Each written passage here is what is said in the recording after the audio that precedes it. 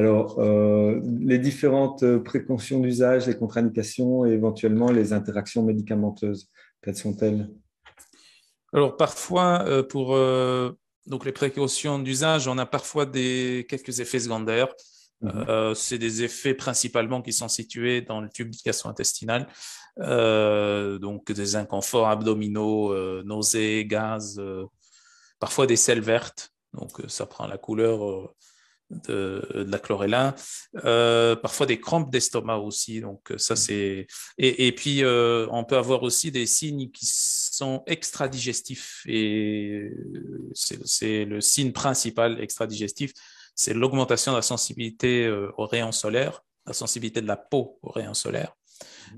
Donc là il faudrait c'est pas chez tout le monde, hein, c'est même assez rare, mais chez des personnes qui auraient déjà à la base une sensibilité de la peau qui soit un peu exagérée, quand ils prennent de la chlorella, il faudrait faire attention à ne pas trop s'exposer au soleil ou alors il faudrait bien Mhm. se protéger.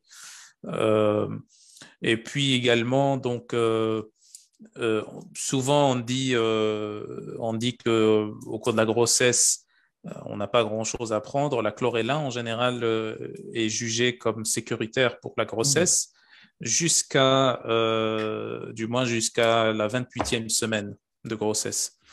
Euh, Après, pour l'allaitement, il n'y a pas d'informations claires là-dessus. Donc, là, je préfère dire qu'il faudrait éviter, mais c'est pas Mhm. parce que c'est toxique ou que ça a été prouvé comme étant toxique, c'est juste C'est parce qu'il n'y a pas par manque suffisamment de d'infos. données Ouais. là-dessus. Voilà. Ensuite, qu'est-ce qu'on a d'autre? Bon, mis à part les allergies aux algues, aux moules, aux crustacés, tout ça. Donc, après, il n'y a pas. Oui, si, il y a tout ce qui est en rapport avec le système immunitaire. Et apparemment, il ne faudrait pas utiliser la chlorella. Je dis bien apparemment parce que je n'ai pas d'expérience pratique là-dessus, sur ces questions-là d'immunodéficience et de maladies auto-immunes en rapport avec la chlorella. Apparemment, il faudrait éviter d'utiliser la chlorella chez les patients qui seraient immunodéficients. Euh, dans certaines études, ça montre que ça développe ou ça permet d'augmenter le développement de certaines bactéries au niveau de Mhm. l'intestin chez les patients qui ont un système immunitaire déficient. Et aussi dans le cas de maladies auto-immunes aussi. Donc là, il faudrait éviter également parce que ça pourrait jouer un rôle stimulant sur le système immunitaire, ce qui n'est Mhm. pas recherché dans ce genre de maladies auto-immunes. Tu avais parlé donc d'interaction. L'interaction principale, c'est avec la varfarine, donc le fameux médicament anticoagulant, parce que la chlorella contient des quantités quand même assez importantes de Mhm. vitamine K. Donc ça, il faudrait prendre le conseil de son médecin avant d'en prendre. Et puis, ça pourrait avoir aussi une interaction avec des médicaments photosensibilisants. Comme je disais avant, parmi les effets secondaires extradigestifs de la chlorella, on a donc cette augmentation de la photosensibilité de la peau et ça risque de produire des brûlures, des cloques, des éruptions cutanées, des choses comme ça. Donc, il faudrait faire attention euh, chez des patients qui sont des personnes qui sont naturellement sensibles Mhm. aux rayons solaires et aussi chez des patients qui prennent déjà des médicaments photosensibilisants. Donc là, il faudrait prendre des précautions, voire éviter d'en prendre. Et en tout cas, dans tous les cas, prendre le conseil auprès de son médecin ou de Mhm. son thérapeute ou de son pharmacien, c'est important. Alors, deux algues de nom chlorella spiruline, la différence entre les deux? Ah oui, c'est vrai. Euh, Enfin, il y a quand même Enfin, on peut penser qu'il n'y a pas vraiment de différence. Bon, il y a des différences en termes si on rentre dans le débat de la spiruline et la chlorella appartiennent à des espèces différentes, etc. C'est toujours des algues, mais la spiruline, par exemple, c'est une algue bleue, alors que enfin, c'est tiré d'une algue bleue, parce que la spiruline, c'est pas exactement ça. C'est tiré d'une algue bleue, c'est un Mhm. extrait d'algue bleue de cyanobactéries. Alors que la chlorella, c'est plus une algue verte. Euh, donc, Mais au niveau de ces différences-là, OK, on a des différences en termes maintenant de ce qui nous intéresse, qui est l'aspect fonctionnel en fait, Oui. et pratique. On a quand même certaines différences. Donc la chlorella peut être plus calorique et peut contenir plus de graisse que la spiruline.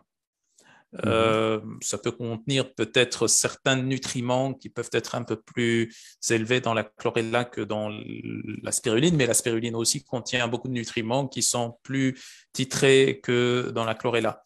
Donc, mis à part, par exemple, le bêta-carotène, provitamine A, le fer et le zinc, parfois le magnésium en fonction des différents types de provenance de chlorella. Ceux-là sont, on va dire, ceux qui pourraient être plus élevés dans le cas de la chlorella que dans le cas de la spiruline, mais le reste des nutriments est plus élevé dans le cas de la spiruline que dans le cas de la chlorella. Bien sûr, toute proportion gardée, comme je disais, par rapport aux espèces, par rapport à la provenance de la matière première, etc. Donc, c'est des choses à considérer aussi. Qu'est-ce qu'on a d'autre comme différence? La chlorella peut contenir aussi plus d'oméga 3. La spiruline peut contenir plus d'oméga 6. Par contre, la spiruline peut contenir plus de protéines. Mais globalement, si on voudrait faire une comparaison sur le plan de l'apport nutritionnel et micronutritionnel, globalement, la spiruline pourrait être considérée comme ayant un apport nutritionnel et micronutritionnel supérieur à celui de la chlorella. Encore une fois, on peut très bien trouver une chlorella qui soit meilleure que la spiruline et vice-versa, mais quand on prend tout ça en considération, la spiruline est globalement meilleure que la chlorella. Et donc, on peut considérer que la spiruline soit plus orientée pour tout ce qui est apport micronutritionnel, y compris les acides aminés et tout ça. Bien qu'on peut les avoir aussi dans la chlorella, comme j'ai dit. Par contre, la chlorella serait dans ce cas plus adaptée pour la chélation.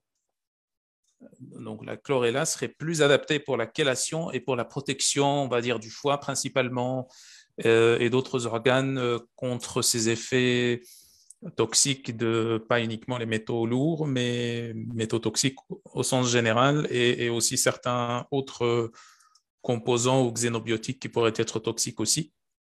Donc, je dirais que ce sont les principales différences entre chlorella et spiruline sur le plan application, sur le plan pratique. Voilà, alors merci d'abord pour toutes ces explications. Je regarde si nous avons des questions et ma foi, nous n'en avons pas. Alors, je vais juste faire la parenthèse juste pour vous dire que tant la chlorella que la spiruline, vous la retrouvez chez Nutrilogix et son laboratoire NRD, toujours sans excipient, bien évidemment. Le mieux dosé possible, mais ça, chacun vous dira la même chose. Mais voilà, vous le retrouvez en tout cas chez nous sans excipient. Ça ressemble à cette petite boîte-ci et sachez que cette petite boîte-ci, une fois que vous l'avez terminée, vous pouvez la mettre en terre avec une plante. C'est du 100% biodégradable parce que ça aussi, c'est important de faire du bien aux personnes, aux patients et ne surtout pas nuire à la planète. Donc voilà, merci Amine pour toutes ces explications. Au revoir à tous et à toutes. Je vous souhaite une très belle soirée, une très belle semaine. Prenez soin de vous, prenez soin de tous ceux que vous aimez. À très bientôt. Salut Amine. Merci à tout le monde et salut à la prochaine alors. Salut.